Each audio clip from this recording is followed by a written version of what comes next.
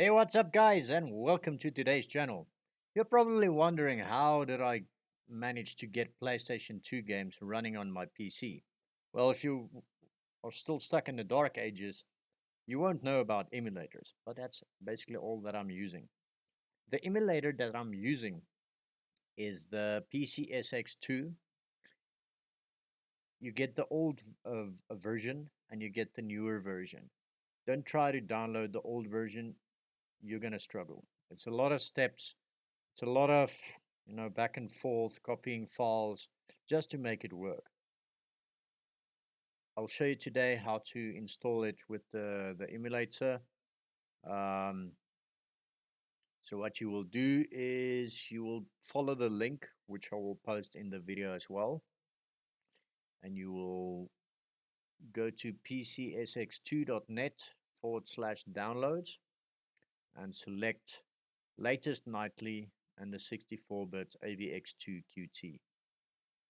Once that is installed, just keep it in your downloads folder for now, because you will need the BIOS as well. So you'll follow the link retrostatic.com/BIOS/PCSX2 PlayStation 2, and you will click on that download bar to download the files. I'll post a link for Gran Turismo 3 as well. I just used this game because I'm a huge car fanatic and I wanted to see how this game looks like on the PC. Alright, so once that is downloaded, you will end up with 3 zip files.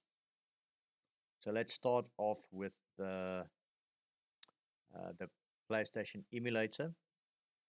All these files over here, you will extract to your um, location where you have created your PlayStation 2 folder. I just created it on one of my SSDs. Select that folder and you extract it to there.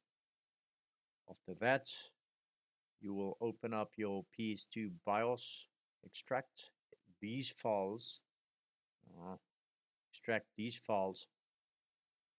Once you have extracted the emulator files into your folder, open it up, select BIOS, and just extract it into there. Once that is done, you will see that you are stuck with a folder.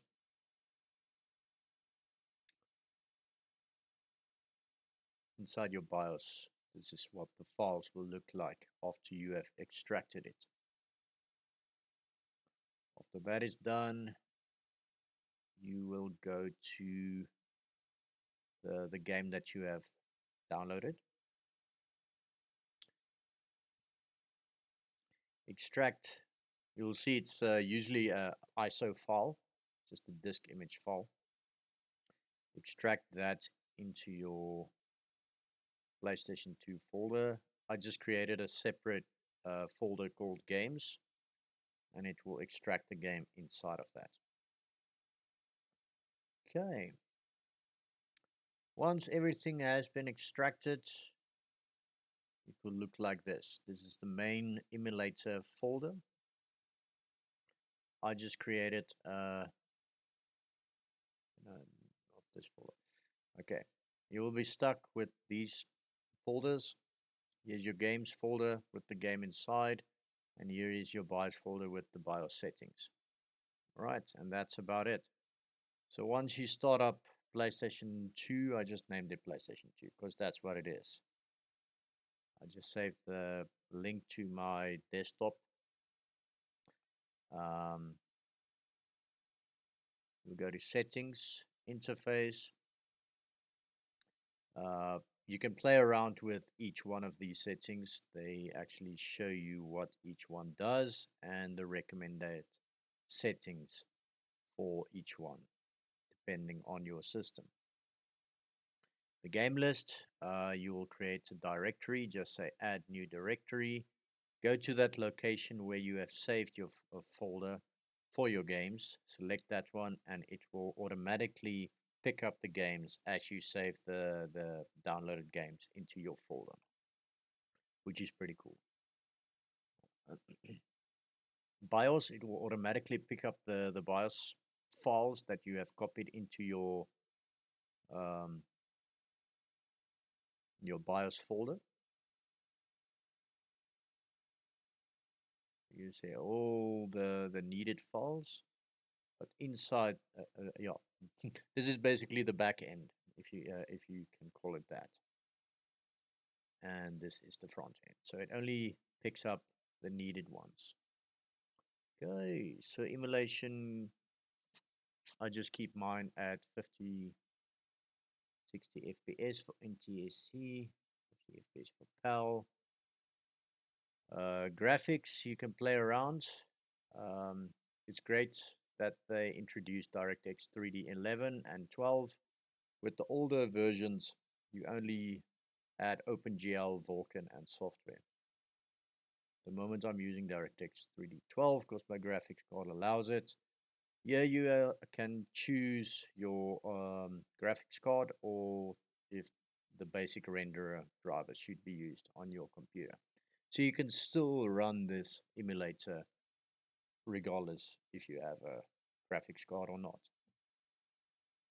Over here, the display, you can play around, choose the refresh rate of your monitor. You should know what your refresh rate is. In my case, I'm using 1920 by 1080 at 165 Hertz. That's the monitor I'm using at the moment. Aspect ratio, you can choose whether it's full screen. If you have dual monitors, you can set it as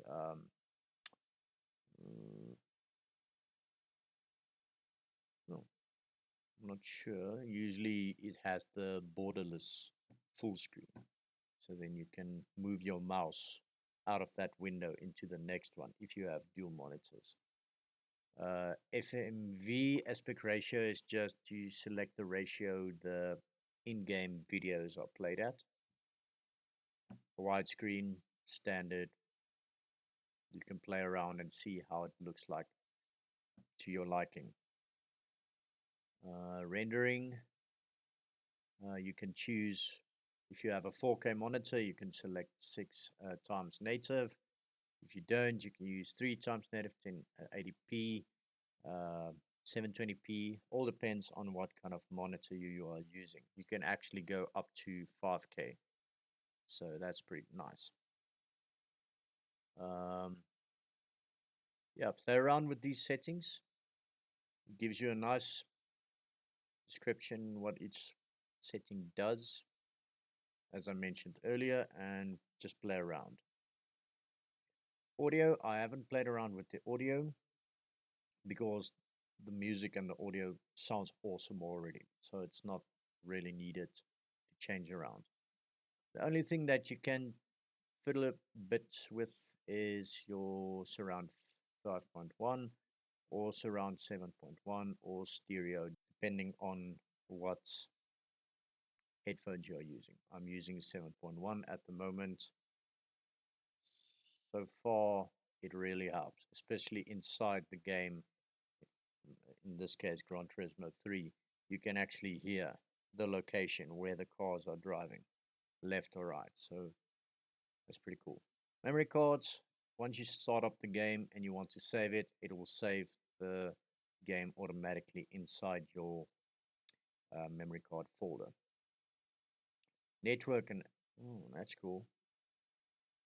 Seems like if one of your friends has the PCSX2 Nightly on their computer as well, you can create IP addresses to play the game against a friend. That's pretty cool.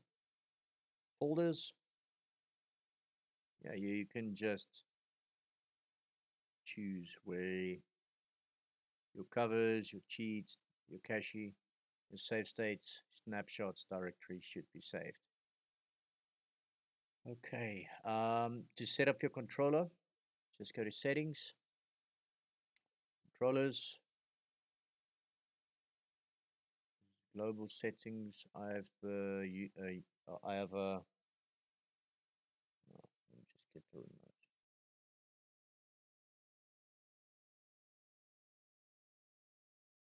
I have the Fanatec, Fantech. Looks like a Xbox controller, but it does the job. You can just set up your D-pad, your analog stick to your likings.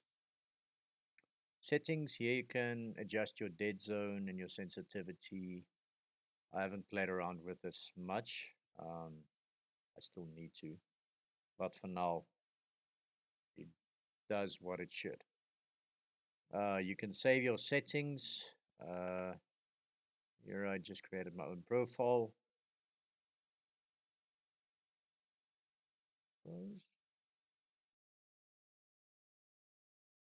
Cool. So the settings that I showed to you now is the global settings.